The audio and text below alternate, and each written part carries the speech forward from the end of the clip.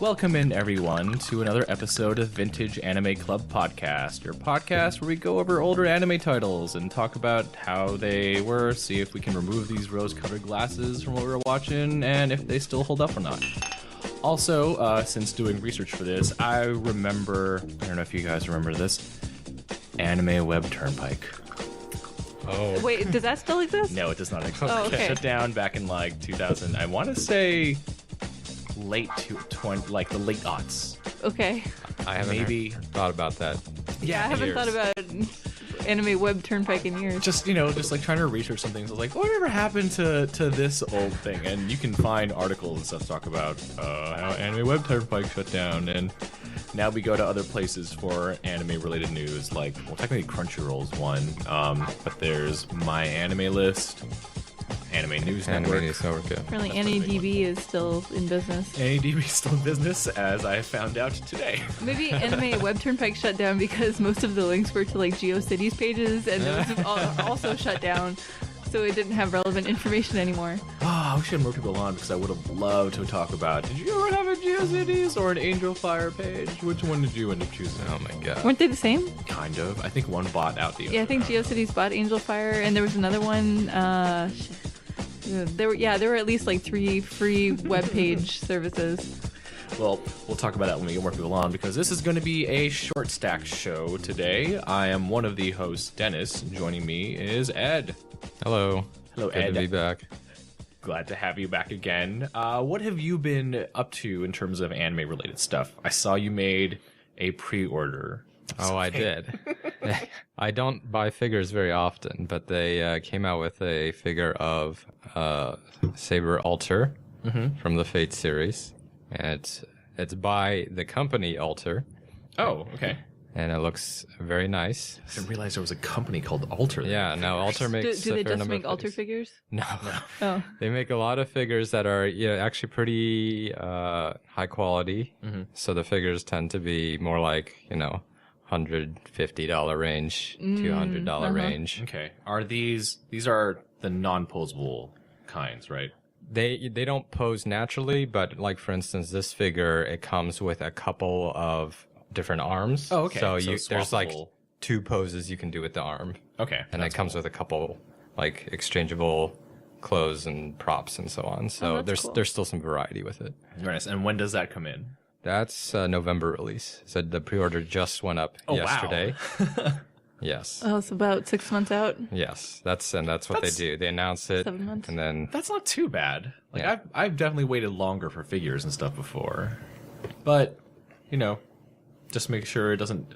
Did they already take out the funds, or do you pay in no, November? they charge you in November. All right, So I got to remember not to spend a bunch of money in November. that's Ed's Black Friday purchase right there. Pretty Yeah. much. I mean, I don't buy figures very often, so I think I can justify this. Very nice. And also joining us, we have Kate. Hi, I'm back. Kate, where were you last week? I was in Japan. Japan. Yeah, I was in Japan for 2 weeks. I was traveling all over the place with my dad, which, while it was fun and interesting, and we got to see a lot of really historical things, and I took 1 billion pictures of cherry blossoms. Oh, yeah. But it was really hard to do any kind of anime-related shopping, or really much shopping at all, because my dad hates shopping.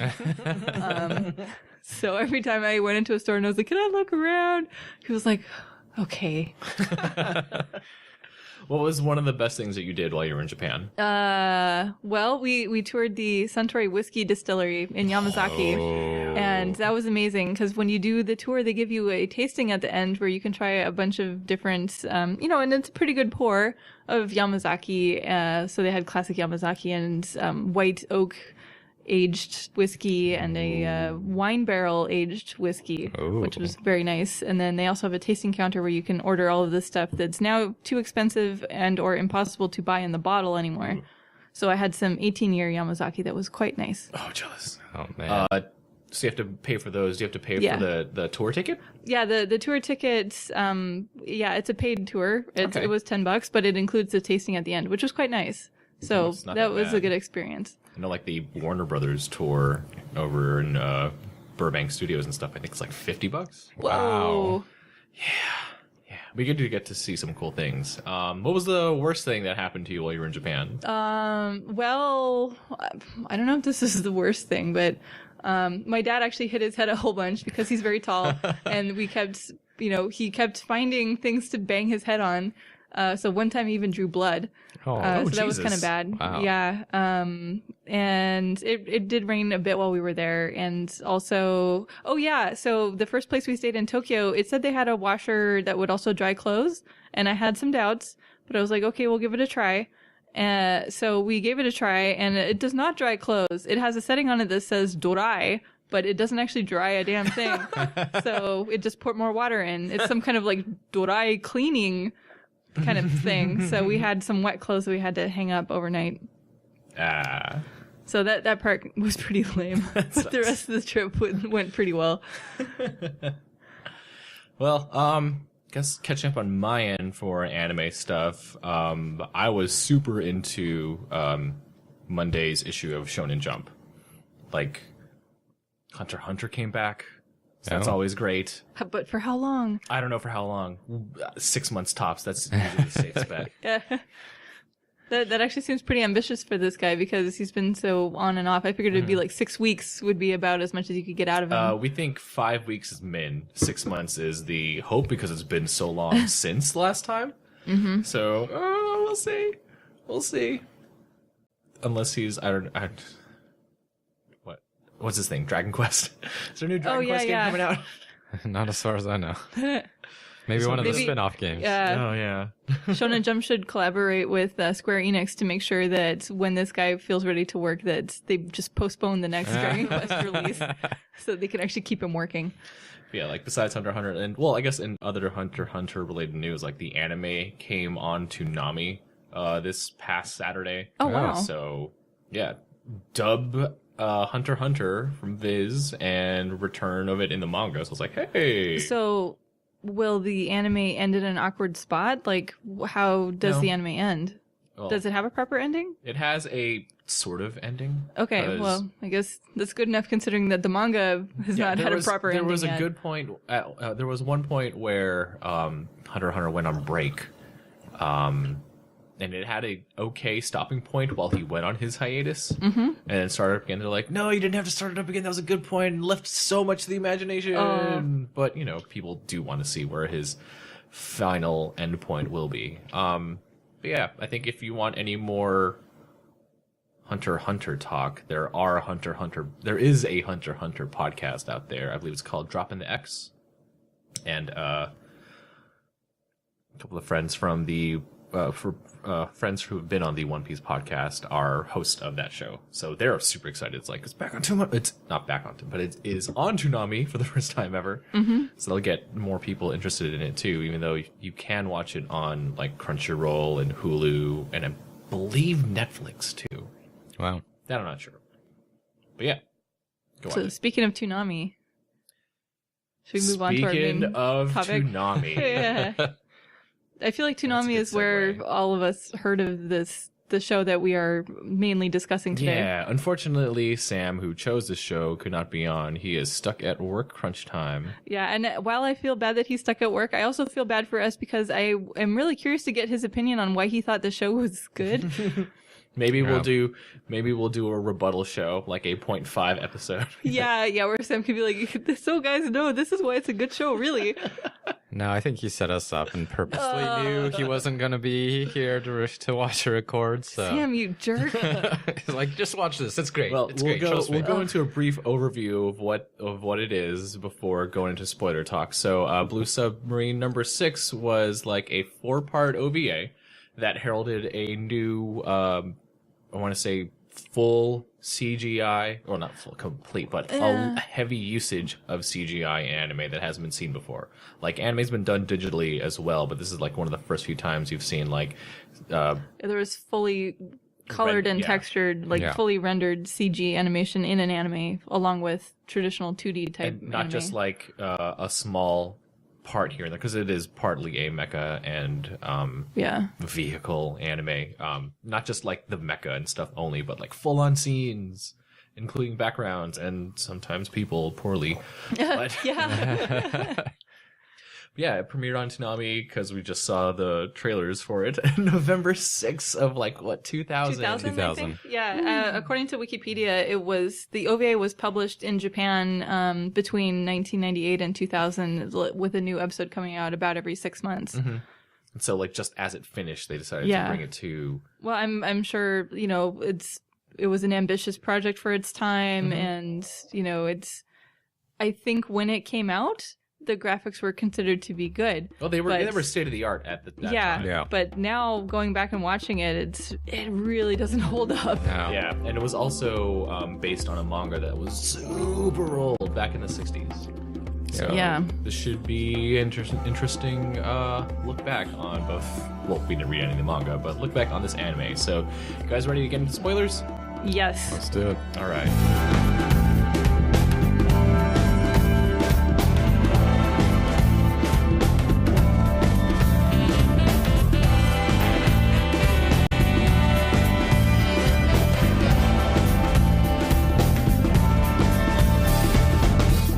So we have the summary from myanimelist.net. The once famous and well-respected scientist Zorndike has bred a new genre of living beings, one that thrives on the oceans and lives to destroy humans. Zorndike believes it is time that the humans were relieved of their rule of the Earth. It is up to Blue Submarine No. 6 and the rest of the Blue Fleet to put an end to Zorndike's madness and creations. Every time I'm looking at Zorndike, I feel like I want to say Dornkirk from Explode. See, every time I hear Zorndike, I can just think, did they mean Thorndike? Maybe. It's a good question. So we talked about it earlier. It is a 4-part OVA, and there's some notable cast members and stuff that are there. Let's go for the two main characters, rather, for the show. We have our male protagonist, Hayami Tetsu, who is played by Goda Hozumi in Japan, and the English voice actor is Michael Granberry. For Goda-san, a couple of things that I saw him, at least on his credits list. He's Ancient Rome in Hetalia. Okay. He's the original voice of Leorio from Hunter x Hunter, so the 1999 version. For Eve, unfortunately not here, he's Inoue Mamoru from Prince of Tennis. Oh. And something else that's kind of a throwback, he is one of the main characters, Chiriko Kyuvi, or is it Kyuvi Chiriko? I think it's whatever. From Armored Trooper Votoms. Okay. It's kind of like rival to Gundam. Michael Granberry hasn't been in a lot of anime, lending his voice. The three notable titles that I got from him are Hayami Tetsu from Battle Royale High School. He is Messiah in Earthian, and he's Jackie Bryant in the Virtua Fighter anime. So he played a character with the same name in a different show? Hayami Tetsu? Oh, crap. Did you write that down wrong? I might write that down wrong. So he's somebody. He's somebody in that that show. High School. I probably wrote that down wrong. My bad. Wasn't even paying attention. The female protagonist is Kino Mayumi, and she's played by Yukana, who was also, I guess she's like Cher. Yeah, no, actually, I looked up her article on Anime News Network's encyclopedia, and she does have a last name, but she chose to drop it at some point a few years ago. At the time they were recording this, she went by her full name. Yeah. Which is Nogami Yukana, right? Yeah. Something like that, yeah. Some things of note. She's Cece in Code Geass, Lee Mailing in Cardcaptor Sakura. She's also Yukishiro Honoka in Precure, Talitha in Full Metal Panic, and some other fun ones for the characters for the hosts here. She's Shirahoshi in One Piece. She is Ono Kanako in Genshiken, and she's Felicia in Darkstalkers. Oh, okay. So she's done a lot of stuff. She's done a lot of stuff. She's done a lot of games yeah. and stuff too. And in terms of the American voice actress that portrayed her, she's done by Pamela Widener, who was Sculled on the Oh My Goddess OVA. Wow. Yamano Miyu, the title character for Vampire Princess Miyu, excuse me. And she's also Nikaido Yoriko from You're Under Arrest. And we got I guess the main antagonists for the show. not main antagonist, a side character, Tokihiro Iga, excuse me, who's played by Arimoto Kinryu. This computer's too far away.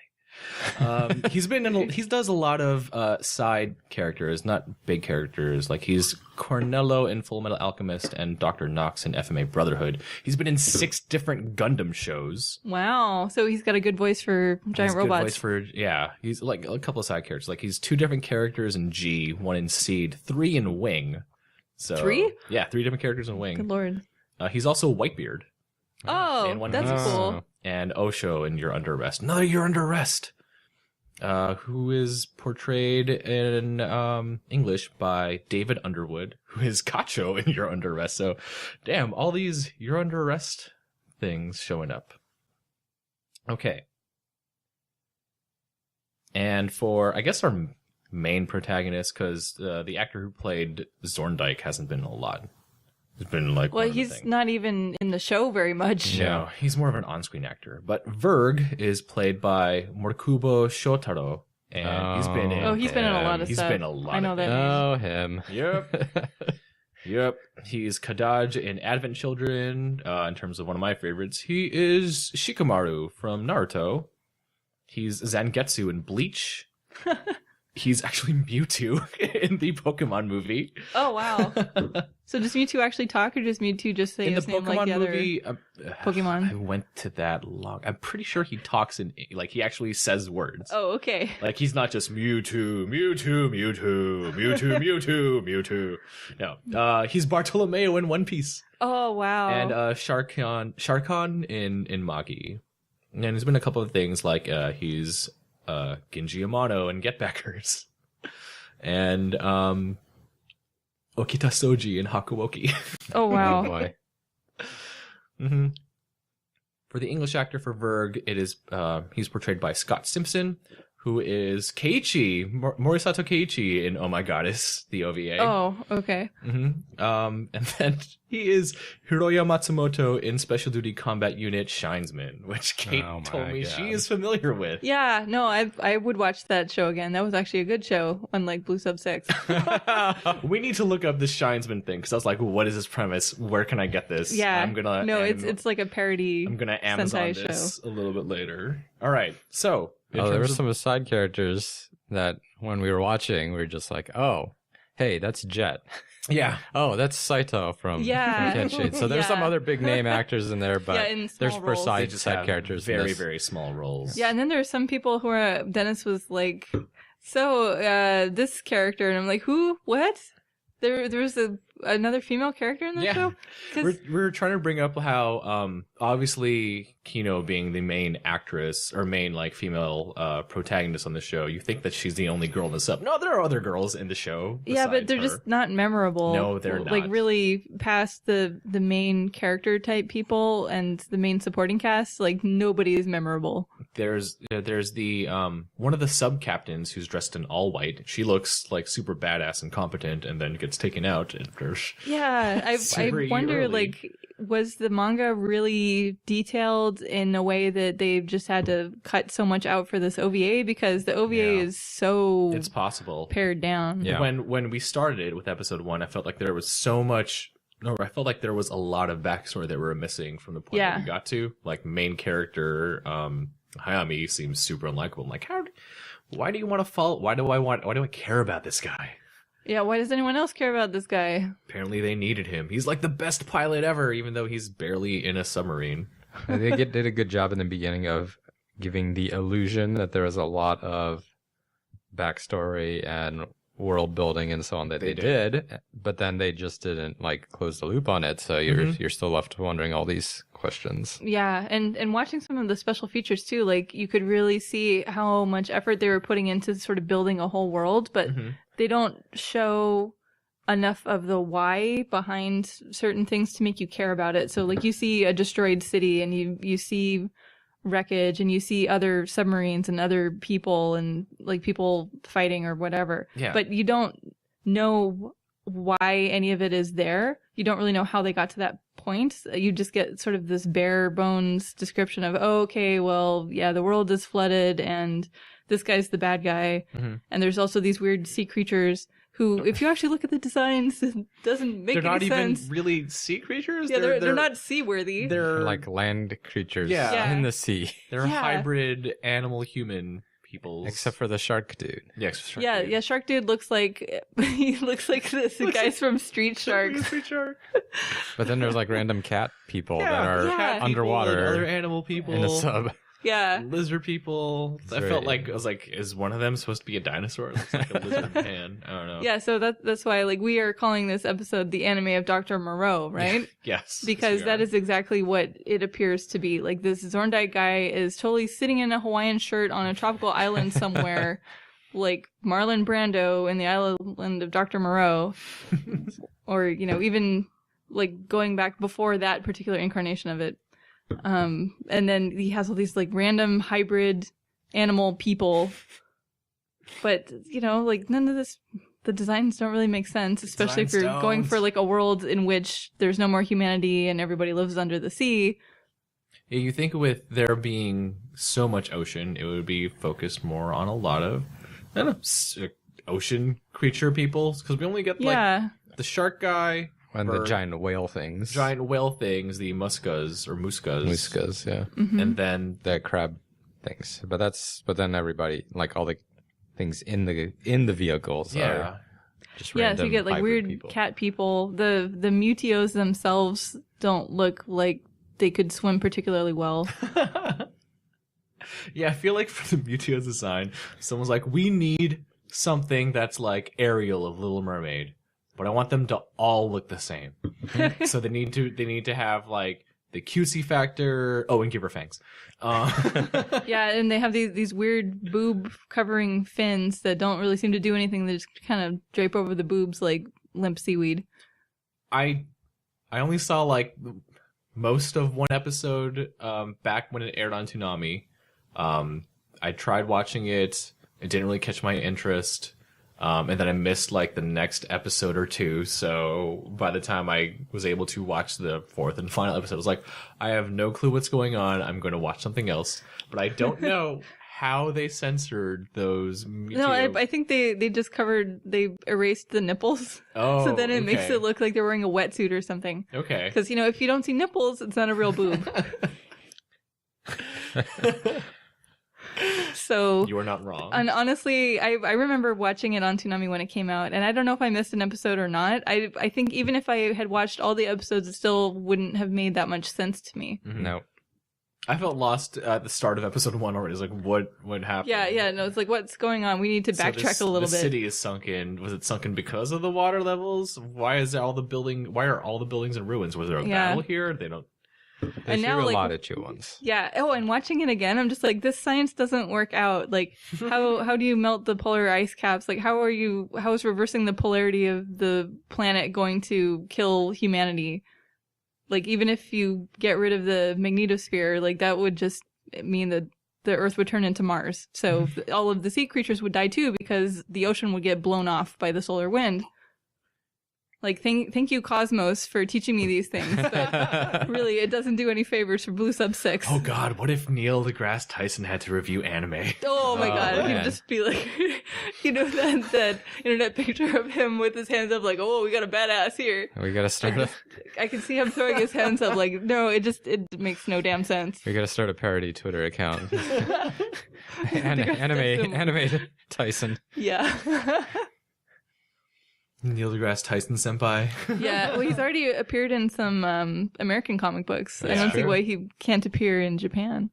Yeah, he's been in Superman comic books. But that's neither here nor there. Or Spider-Man too, isn't he? No, that was Obama. President Obama's been in Spider-Man. I think a caricature. You're right. A caricature of Neil deGrasse Tyson was used. Yeah. So anyway, like the science doesn't add up for the plot. The plot is very... It makes all these assumptions about, okay, this is how the state of the world is, but they don't really explain enough Yeah. of it for you to really accept it. So far, what I understood for the plot was humanity is dying because all these hybrid beastmen are killing them, and we gotta stop Zorndike because it's like if you cut off the head, then the rest of the snake dies. Yeah, that kind of makes me wonder. So if they get Zorndike and they're able to prevent the complete annihilation of humanity, like, okay, what's going to be left? Everyone's still going to be living in ruined cities with the beastmen. Yeah, with water. If the beastmen. Yeah, also, like, how did these beastmen procreate? Like, if you're really an animal-human hybrid, like, can you have children, offspring? All in vitro. Whatever, yeah. I mean, it would have to take so many resources. Like, how does he even make these hybrids? What does that have to do with being able to flood the planet? It seems like those are two different skill sets. I guess what we're getting to is Zorndike didn't really think the plan through very well. No, he did I not. feel like the writers didn't think the plot through very well. Okay. That's fair. Zorndike's a proxy for the writers. Yeah. Fair enough. So we're kind of going all over the place. Is there any... I'm afraid to even finish that sentence. Are there any plot points you had a problem with? Besides the pseudoscience. It's hard to point out just one thing. I mean, it's more how its plot is strung together. Okay, let's go over and as quickly as we can how the plot was strung together. So, the crew of the Blue Sub-6 is in trouble for some reason, right? Because apparently, I'm just going to assume that most of their crew's been dying off, so they got to get Hayami back into the crew. And we don't know why he left. You know, it's like, I don't want to do this anymore. I'm done. Right. So we got so far. And they need him because he's the best? Okay. Which he doesn't really show, but whatever. Yeah. I don't know. I think he has a couple scenes where he pilots the Grampus mini sub, and that seems to be pretty effective. What I don't really get is how... So if he's the main pilot, he's like piloting it and also working the guns. So the person in the back, what is their job? What do they actually do? I don't know what they call them, rear pilots. Yeah. What do they do? Because there was one scene in, I want to say, in episode 2 where he was piloting the Grampus all by himself, and he seemed pretty effective with it. Yeah, so I mean, I can see. Okay, Hayami's a badass. He can pilot this thing all by himself. And is it still like be effective. Pacific Rim, where you need two people to drift, but one person drift in piloting? It would work, but then you'll get a nosebleed. Yeah. I don't know. Yeah, it's just like more sort of plot holes where it's like, wait, did you think this through? And if you did think it through, why aren't we seeing it on screen? Yeah, it doesn't make sense why there has to be two. Yeah, well, okay, so Hayami's a badass, and he needs to come back and help Blue Sub-6 be effective again, and then the sub gets attacked. For some reason, everyone only cares about Blue Sub-6 because every other ship is sacrificing themselves to make sure 6 stays alive. Yeah, and they don't really establish why 6 in particular is important. Yeah. Like, why is everyone else willing to sacrifice themselves for 6? I was watching part of the dub, and there were some scenes that were changed that did emphasize that, like, no, we have to... The ship that one of the ships that sacrificed itself, like, no, you have to remain alive and intact. Why? What do they have on board? Yeah, they didn't seem to have any secret weapon. Is the tiny girl who can hear the songs of the ocean? That's true. Maybe the other subs don't have a psychic girl. Psychic sonar. I don't know. And they don't explain that at all. It's just kind of like, oh yeah, there's a cute little girl on board, and she's she's mysterious. She's a teddy bear. Yeah, she's kind of this sad little girl who's supposed to be super effective at being a psychic sonar. And like, this is too big of an ask. Like, at least give me a couple sentences of narrative as to why this is a thing. Maybe there's another form of media you have to consume in order to find out about the story. Well, but we'll go on to that later. Yeah, like fans of the original manga, like, does it make sense to them? Did they like this show? Maybe. Because coming into it without having any background, it's pretty tough to really get into. And there's a good 20 years between the manga and the when it coming out too. Yeah. So people are like, oh, well, I remember reading this way back when. Yeah. I don't know if they really thought anything of the OVA. So, continuing with the plot, they get Hayami, they escape an attack, go to the base where they're followed, get attacked again. Yeah, the base gets destroyed, right? Yeah, the base gets destroyed. Hayami, pre-base getting destroyed, pilots the Grampus solo by himself to try to stall the quote-unquote ghost ship. I think that's what they called it. Yeah. Because the ghost ship has been the main force destroying all of humanity. They don't really It explain seems to why be they like call it the big bad ship of the bad guys. It reminds me of like I guess an interpretation of the Flying Dutchman. You know, the ghost ship, so to speak, from like Pirates of the Caribbean and stuff. But I thought it was funny what Cade pointed out is that ghost ship is technically more like a battleship. Because it has all these gun turrets and stuff that are sticking out of it. How does it submerge underwater? Yeah, that's true. How do you fire all these guns underwater? I don't know. Yeah. Many unexplained weird questions. fishman technology. Are there effective, like, cannons that can fire underwater and above water? Apparently Zorndike is also a weapons designer. He's the Tony Stark of the Blue Sub 6 I universe, guess so. I guess. Also Dr. Moreau. Tony Moreau. I don't know Dr. Moreau's first name, so. Yeah, I don't know I don't it either. Tony Moreau it is. All right. So he tries to fight off the ghost ship all by himself, gets obliterated, but somehow still stays alive. So he survives. He gets rescued we by. get to the most boring episode of the 4 episodes in this. Where it's like him languishing on deck, like being tended to by the one. Well, not on deck. He's on debris. Yeah. So he's floating on some debris under the hot sun and being tended to by the lone blue-eyed or red-eyed, Mutio, who so he rescued that. Yeah, he rescued her out of his ship and basically tossed her back in the water, and she's like, "Okay, I'm alive." And then now she's gonna save him and tend to him. It's also weird too because like she should just toss him on land and have been done with it. When he finds her in episode 1, out of that mucus cocoon or whatever, it looks like she's struggling to breathe. Right. Yeah. Like she can't breathe. Like, oh, that makes sense because she's a fish person. Yeah. Sure, she needs to breathe through her gills. Why can she breathe in episode 3 when she's talking? Well, quote unquote talking to him. And her and all the other fish people. They're like just climbing up on land and like yelling at you. Yeah. I don't get it. They were just hanging out there for like 15-20 minutes, and I'm thinking that mucus bubble had air that she could actually use if she needed to be underwater, and with it gone, I don't know.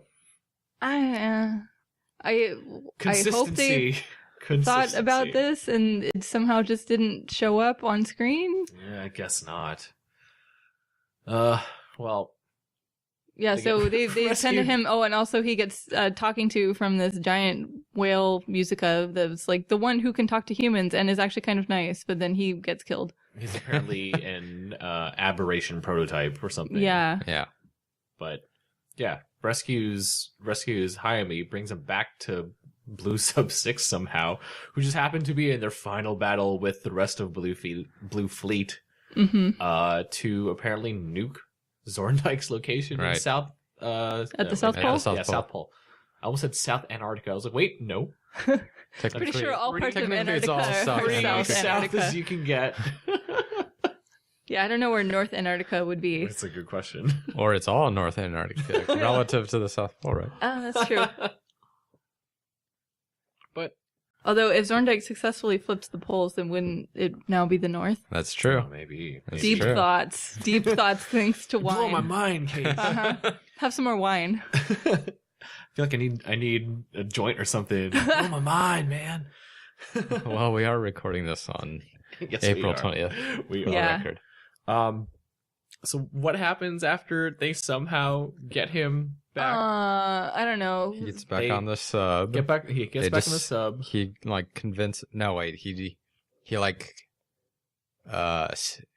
half steals the Grampus with Iga's permission because he wants to go talk to Zorndike. His buddy who was experimented on and is sort of a fishman now. His buddy from the past would be we know nothing about him, have no reason to care about him. Sorry. But they're like, we must go talk to Zorndike because maybe there's a reason for all this. We'll negotiate our way out of this.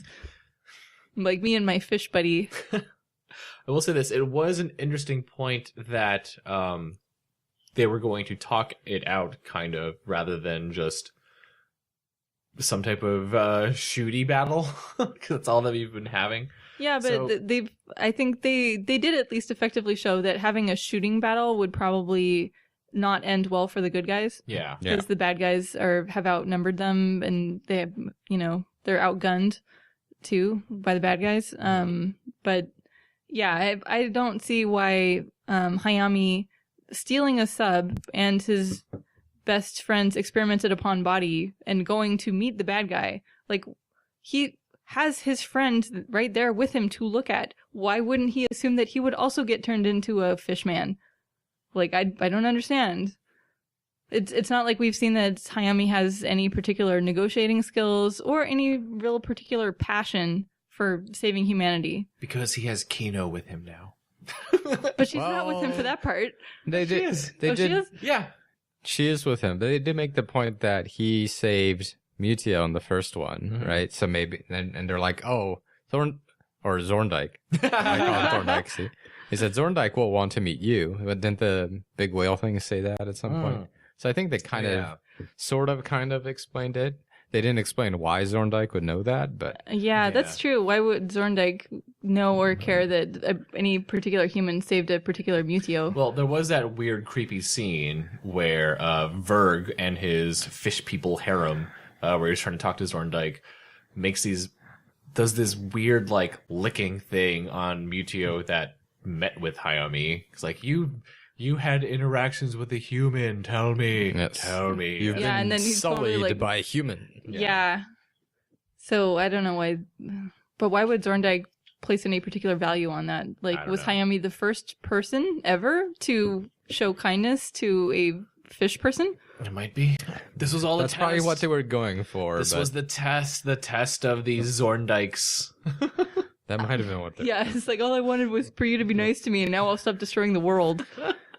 In case they finally get to the island, which is now like a tropical... Yeah, they get to the savage land. The fucking because savage land. So they go to Antarctica and it's tropical. Yeah. With palm trees. With palm trees and, like, Hawaiian-looking Zorndike. Well, you need the proper setting for Dr. Moreau here. It's true. You do need it. And like, Dr. Moreau wouldn't be nearly as effective in, like, a winter parka in, like, an ice tundra. True.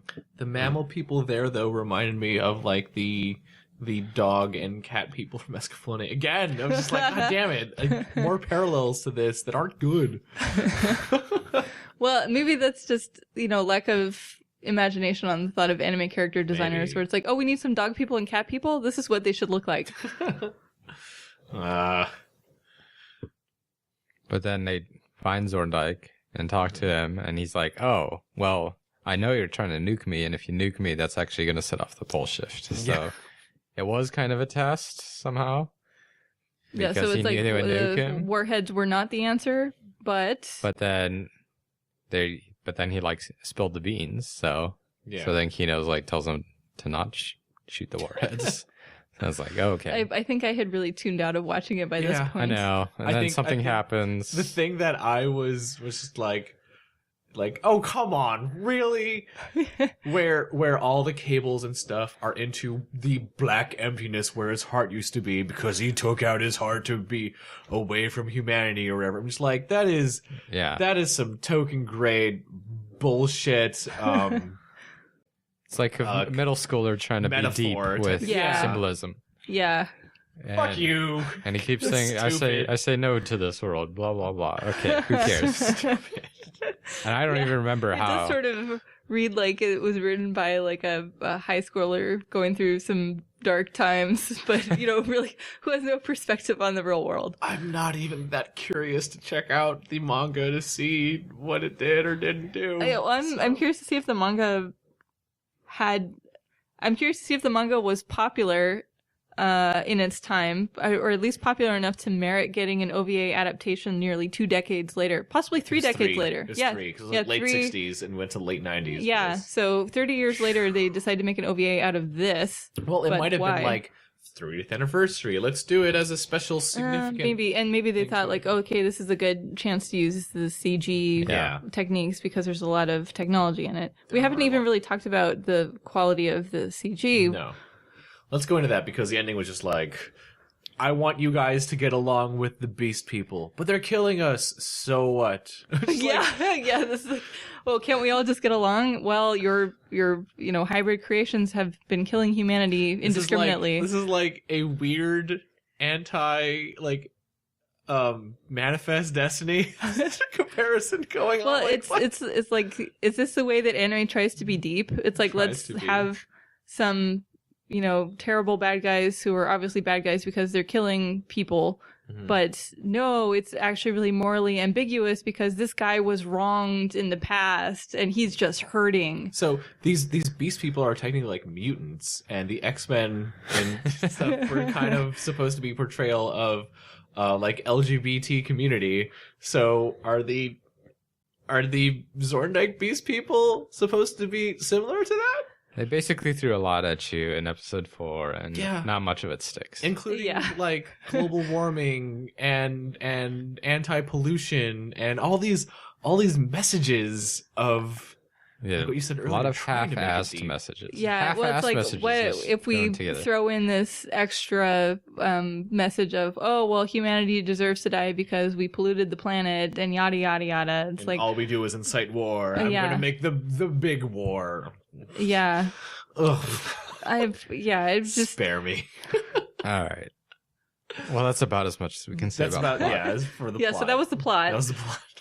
Enjoy.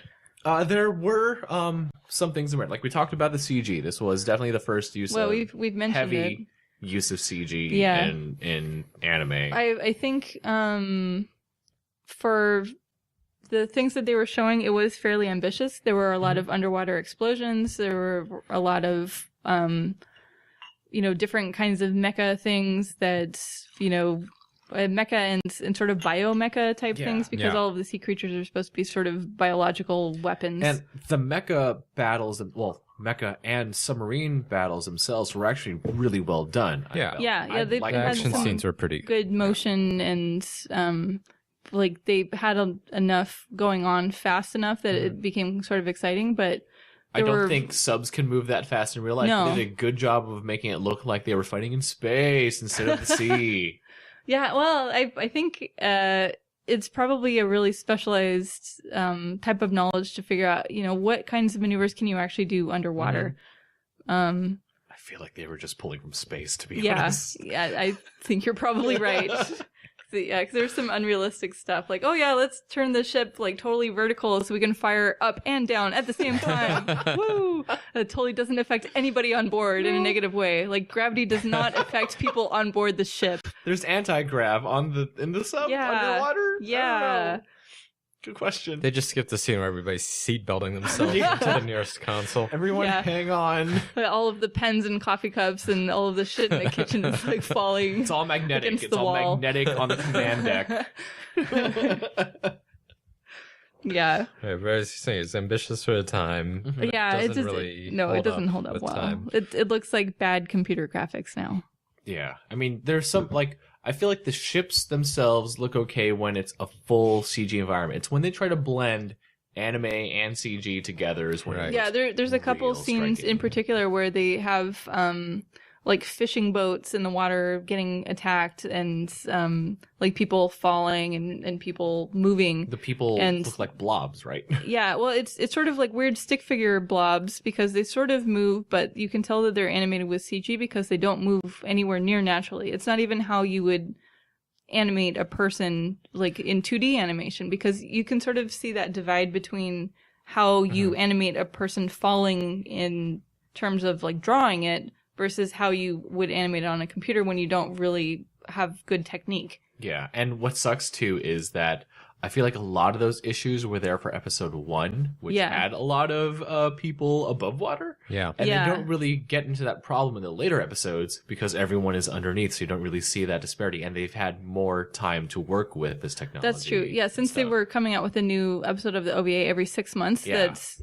they probably had quite a steep learning curve with the first one, and then they were able to refine the techniques for the later episodes. Yeah, there was one scene that I remember in the first episode where it was a top-down view, and they had the the digitally drawn in standard anime style characters on the pier or dock or whatever on like a rocky area. And then there was a CGI ship that had a CGI character on there. So you see both of them at the same time and you're like, yeah, you see the contrast. Whoa. Yeah. I mean, they were trying to draw your attention away from But I mean, really, the CGI fact character. that you see this unnatural movement even at the corner of the screen, it just draws your eye towards it. Yeah, It's it very does. distracting. It does. But they got better with that since they didn't have to deal with too many people visible in CG, done in CG style only. Yeah, and they've all pretty much, after episode 1, you don't really see any civilians anymore. It's just like people on the boats, and then I'm pretty sure Gonzo would have liked to get Toy Story tech, but not even Pixar could have done humans all that great. oh yeah, not back in those days.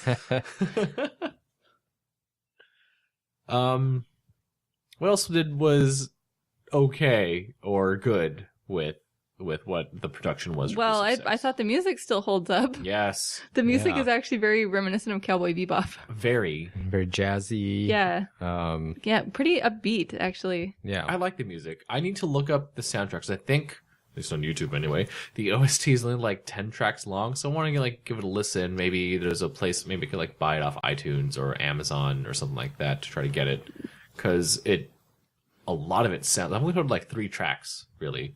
There's the ending track that you hear all the time. There's the some of the slower melodic ones that are for slow scenes. Lack of vocabulary here. I'm drinking too much wine. And then there's the like action jazzy scenes that are a little bit different than the ending one, but still like high energy, high octane, and yeah, I'm curious to see how the rest of the soundtrack is like without having to deal with the story. Yeah, I feel like jazz music in particular is not necessarily well suited for drama, but it's good at giving energy, and the music was well done. The music still holds up, because I guess jazz has been around since what, the 20s, like the 1920s. I mean, Yeah. So as a genre, it's still, to our ears, it still sounds like good music. And I've never heard of this group before called The Thrill that did the music for Blue Sub 6, but they were pretty good. There were a lot of musical cues that reminded me of Cowboy Bebop in a good way. So some of the really serious dramatic scenes, I sort of felt like jazz didn't necessarily fit, but for the action scenes, it made it feel very energetic, even when the animation wasn't quite good enough to hold up. Yeah. Yeah. And then, some of the more contemplative, like kind of slower paced scenes, like having some slower paced jazz, like that also fit very well. Yeah. So I liked the music. The visuals and the story were really lacking for me, but at least the music was good. In comparison with what you said to Cowboy Bebop, I felt like the English dub tried to imitate Cowboy Bebop in a very similar manner, because a lot of the voices that I heard, like the Japanese voices, I felt were pretty good. The English voices, they were trying to imitate it a little bit, but it sounded just a little bit all too gruff, because everyone's seen shit. Because we've been attacked by all these beastmen for I don't know how many years, and everyone's talking a low voice, especially when it's super dramatic that way. Except for the girls who talk in super high pitched still and loud and everything, and well, maybe not. Oh, what's her name? The small little girl with the teddy bear. Psychic Huang? girl. Huang. Thank you. For some reason, it was a Honda. I was like, it's not Honda. It's different. It's a different H name. Yeah. Maybe this was back in the days when dubs were still sort of figuring out what's the best way to portray certain character archetypes. Yeah. Because like copying Japanese style voiceover will only get you so far. Like maybe some characters sound super bubbly in Japanese, but it just doesn't sound natural in English. No. And they always try to be super gritty and so on, but it just makes it sound like they have lung cancer. I think Yeah. the actors that they chose were good enough to have portrayed it, but I just felt like the direction that they tried to give them wasn't as good as... Right. Well, I It's think not maybe that our there's standards for incompetence. dub voice direction these days are different. Yeah, Like but maybe back in the day, it would have been totally fine. It fit within the same time frame as like Gundam Wing. Like, oh yeah, these guys could have been on the Gundam Wing dub. It would have been fairly similar. But like at least with the cast of that, they for the five boy band guys, like they were able to give them kind of distinct voices. Where they all didn't sound all the same. Whereas the entire crew of Sub 6 sounded mostly the same in terms of men anyways. Just like different octaves. Well, and there were so characters. few female characters anyway. Yeah, you didn't really get a like I chance to couldn't branch even them out. remember the other ones. It was like, oh, there was another female? Yeah, there was Where? one who was like helping steer or something and kept having that one guy hit on her all the time. And nowadays. Yeah, it's just like that's Nowadays, you're this like, is just me being that picky. guy's- Like that's that guy's so super unprofessional. desperate. It's like this is a military organization. You're fighting for the fate of humanity. Like no, like it's not time to be hitting on your coworkers. But That's super But they have to inappropriate. repopulate the Earth, Kate. Exactly. Humanity's got to bounce back from the 10 billion people died. They keep saying 10 billion people died. Yeah, and I'm like, how many people were there before? Good lord, how many people are left if you start from like 10 billion dead? Like how many people are on Earth right now? Clearly, I think less than overpopulation was 10. a problem before Zorndike got started. That's an insane number. 10 billion people died. Yeah, This- I'm pretty sure there's not 10 billion people in the world right now. What are we at? 7? Yeah, Something something like like that. Well, Blue Sub 6 is supposed to take place in a dystopian future. It's supposed true. to be keyword. Geometric progression being what it is. We'll get to Yeah. 10 billion before. All right, Yeah. so let's go with the population and interest Well, actually, rate when you time. consider when it was written, I think overpopulation was a big concern back in Oh, like yeah. the 60s and 70s. So they probably just Absolutely. assumed That's true. that, population would increase at its current rate at the time. So we would definitely get beyond 10 billion by, the 2000s. We're almost there. Yeah. Unless, God forbid, some mass wipeout thing happens. Ugh. Now maybe it'll be like Children of Men, where like people just stop having babies. Like for some reason, no gonna one be- can have babies It's anymore. going to be Why the Last Man. Yeah. No! All men must die. Sorry.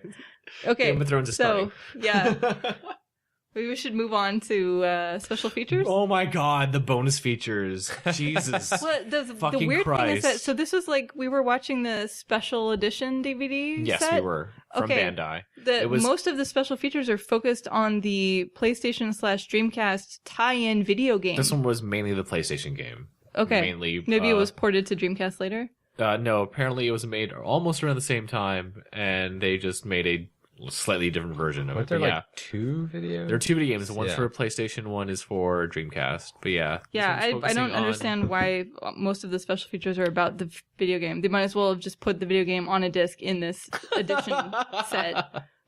That would have been helpful, except we would. Oh, no. If it were a PS1 game, you can still play PS1 discs on PS3s and PS4s. Oh, hey. Because they're CD-ROMs. So we can see what all they're talking about. Like They're not DVDs. Like so Ed, this will be freshest in your mind. Can you describe how they formatted these? Ed is shaking Special his head features. no.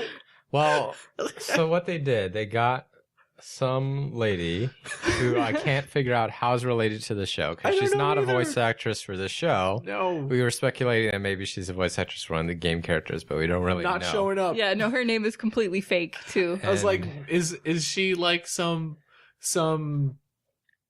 I don't know, some talk show host or something? Yeah, she must be some kind of like paid hostess type. Maybe. She's kind of like the MC for the whole special features, and she gives like an introduction, and then they like visit Gonzo, and she's interviewing some people in this weird, super awkward manner because the studio is super dark, but there's like 2 really bright lights in the background. Yeah, is so I don't know awkward. who they got to film this stuff, but the cinematographer was a Oh big my fan God. of like moving Shake- camera. shaky Random- hand No, cam. it's not shaky. It's just constantly in motion. It's like the guy Constant can't moving stand cuts. still. It's like, swooping around the studio, like all these weird, like diagonal angles onto the computer screens, and What then if- like swooping back to the narrator, and then like shooting right into lights that are pointed at the camera. So like if he's trying to interview somebody, so this Right. person's asking a question and their face is completely dark because they're being completely blown out by the lights It's so weird. pointed into the camera. It's very weird.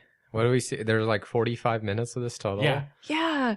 It's very long. It's almost as long as the show. And she's like, it's just about the game. She's like interviewing the creators and then interviewing the musicians and then just talking. They go into some of the new characters that are created for the game. A lot of it is basically an advertisement for the game because they start, and then some random off-screen narrator starts talking to her, and then, which is weird. And then after that's done, there is about another half hour of game-only anime footage, which apparently this game is like a prequel because it has all these characters that aren't in the actual OVA. No, but they're part of the crew of Blue Sub and there are 6. these other Grampuses, whereas in the show we only see the one Grampus.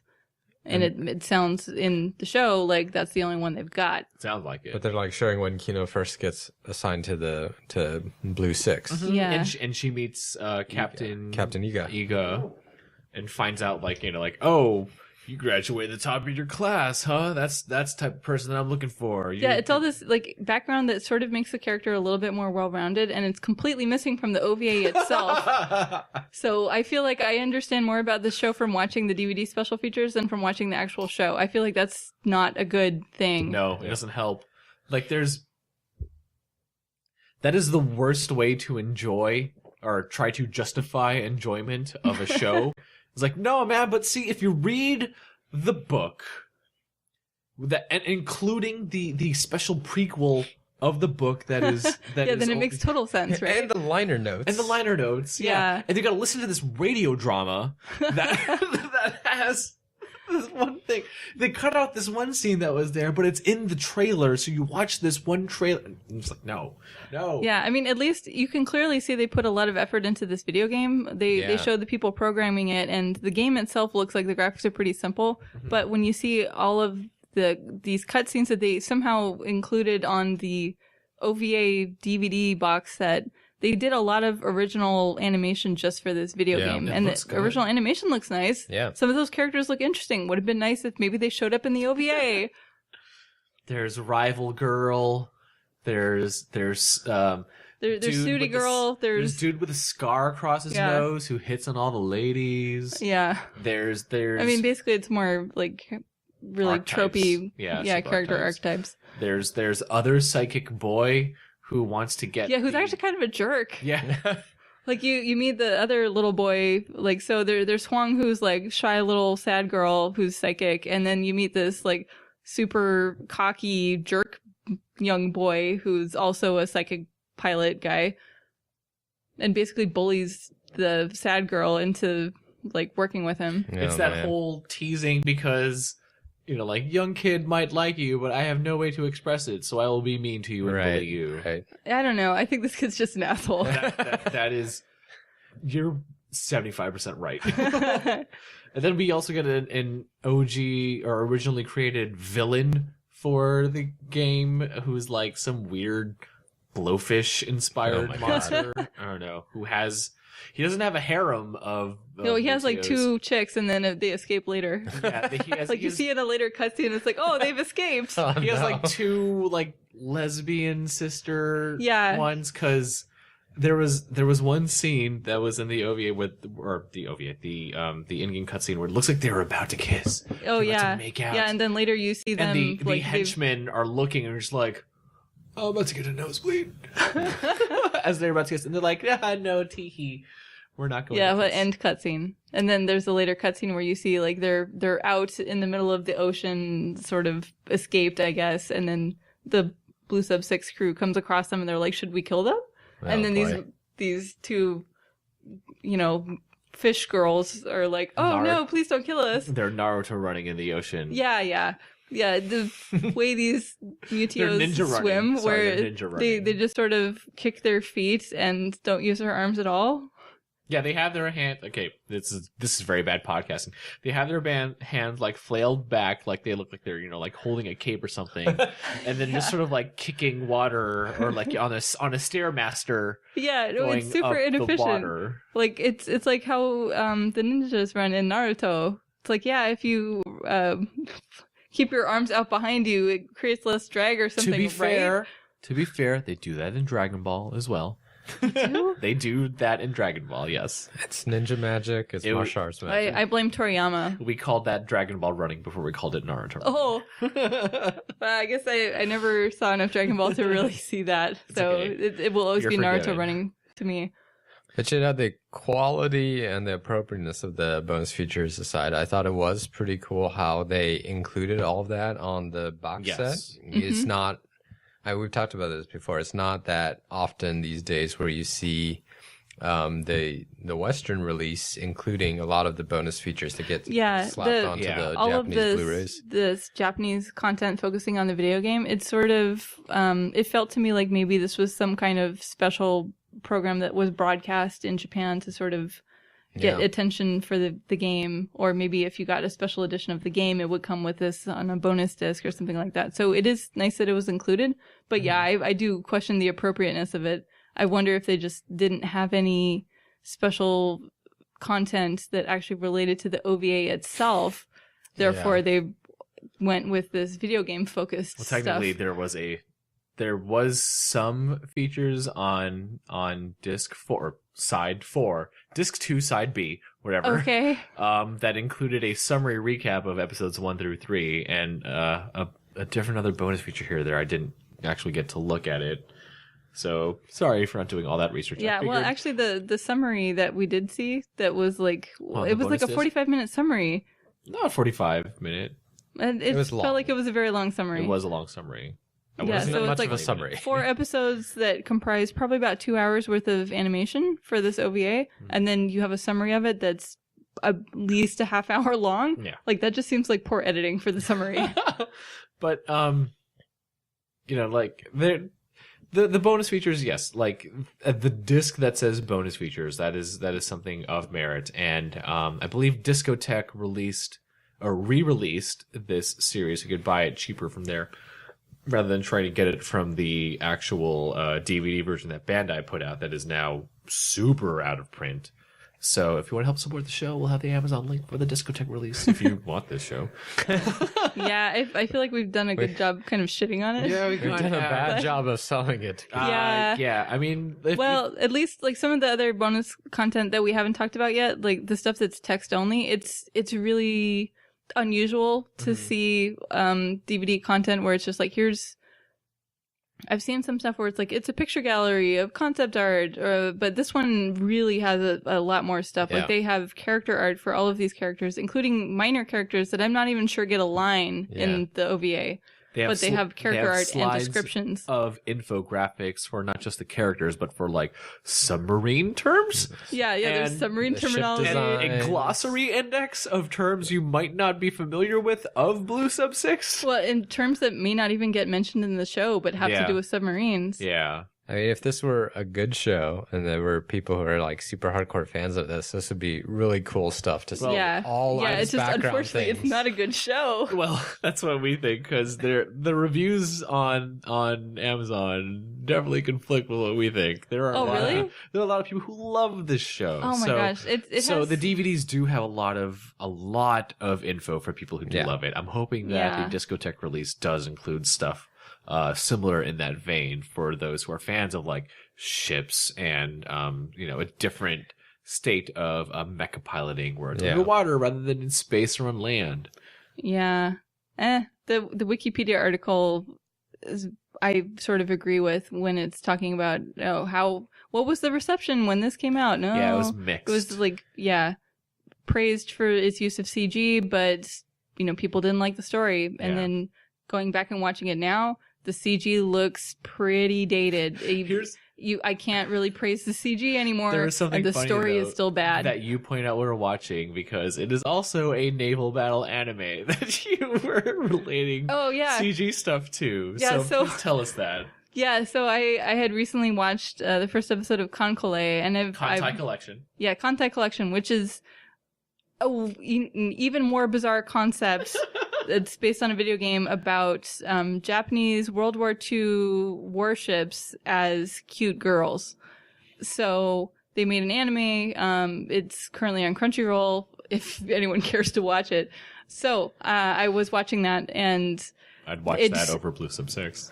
Yeah, no, the interesting thing I thought was that it integrates the CG animation with the 2D animation very well. It looks pretty seamless. And then going from that to watching Blue Sub 6 where the CG is very obvious and really doesn't coordinate with the 2D animation. If you're paying attention, you could tell when the ship girls are done in CG, but they do the CG in such a way that it emulates the style of it's very cel shaded, and I think they went to some effort to make the animation, like the actual motions of the characters while they're being done in CG, it still looks similar to how you would animate it in 2D. And it is there's a lot of non-recycled animation in that, because I thought that they were just going to use recycled CG animation. It's like, oh, it's them transforming. We're going to use the same transformation sequence again, but that rarely happens. Yeah, no, they actually don't show them transforming that much. I think it's mostly in the first episode. I figured they would use the same animations when they fired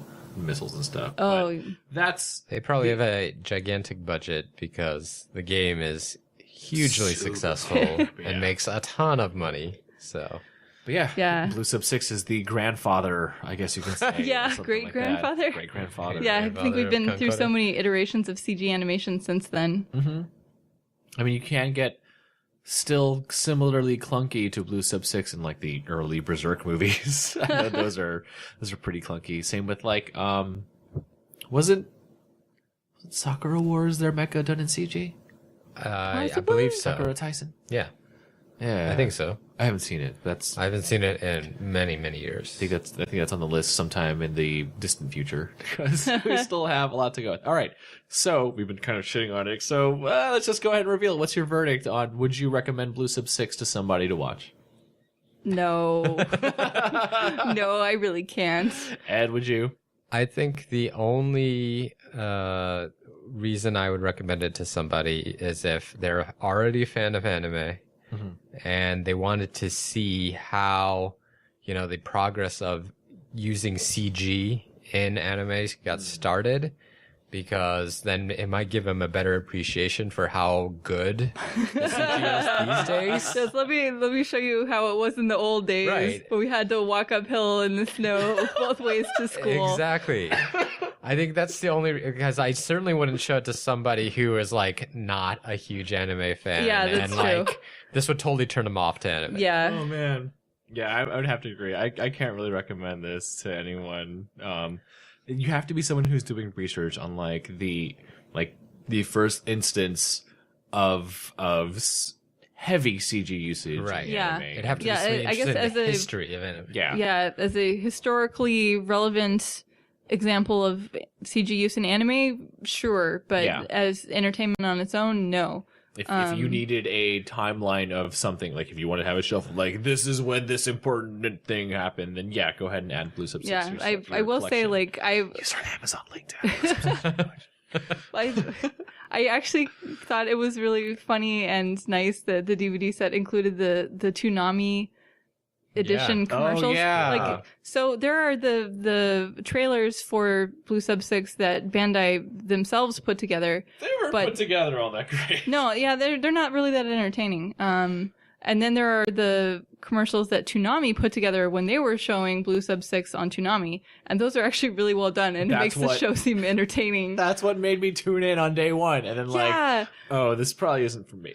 No, well, for me, it was just like, this is really confusing. Did I miss an episode? What went on? I thought it premiered today. It's today, right? Why does it feel like I'm tossed in the middle? Yeah, it feels like it starts on episode 2. Was there a season earlier than this? Are we in season 2 and I missed all of season 1?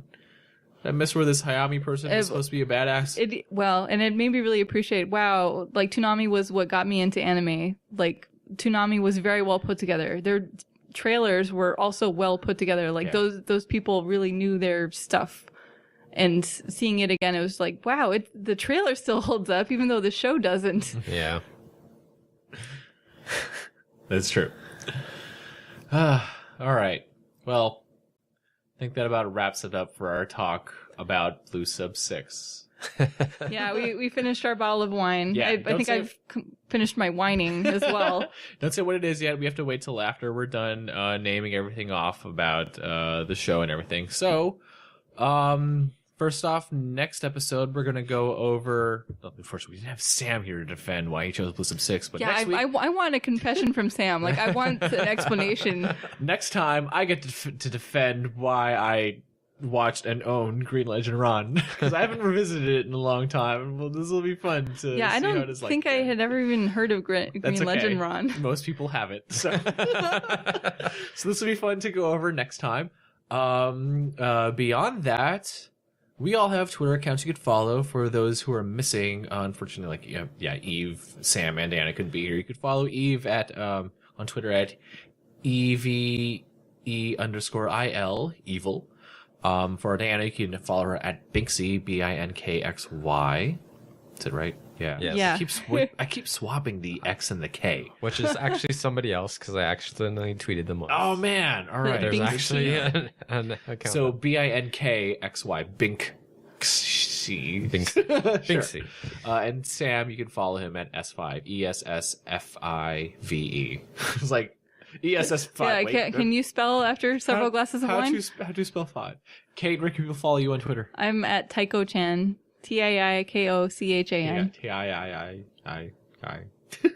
It sounds like it's a T-I-I. Oh, it's Taiko-chan. There you go.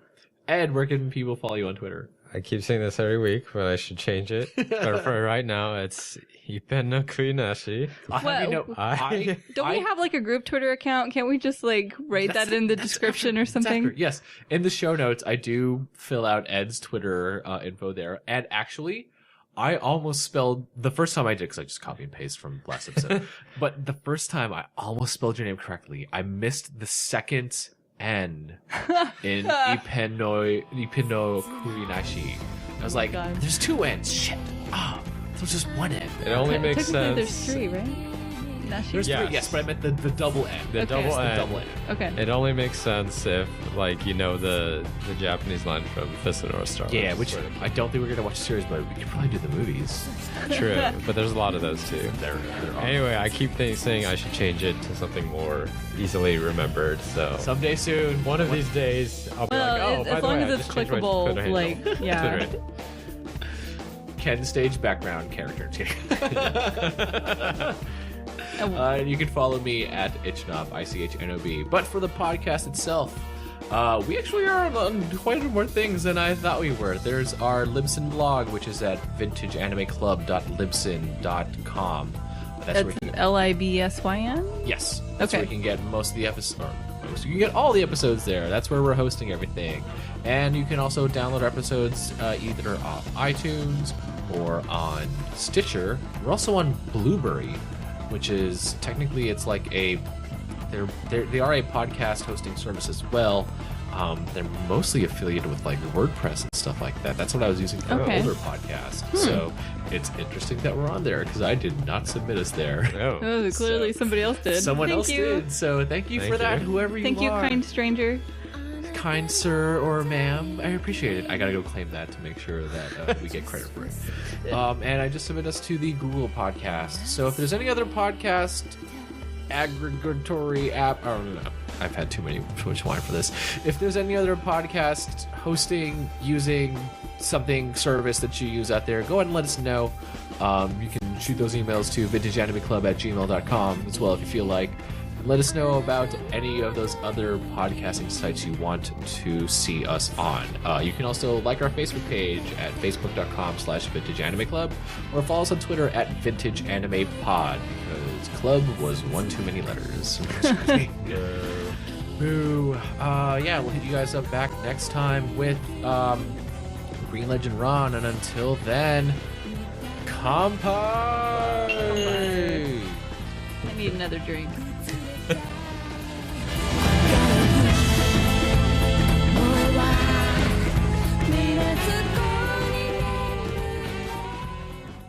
This episode's wine was Zolo, Gaucho Select Malbec, a 2014 from Mendoza, Argentina.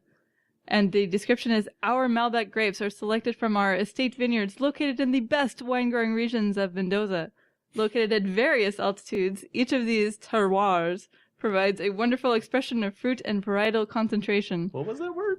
Terroirs. I have no idea what that It's is. French. Okay. I think it means like territories. Okay. Okay. Our Malbec has a deep purple color with a high intensity of black fruits, raspberries, and violets. Aged 6 months in oak. Zolo! That was pretty good. That's pretty good. Yeah, I would totally drink this again. I don't know if I'd watch that anime again, though.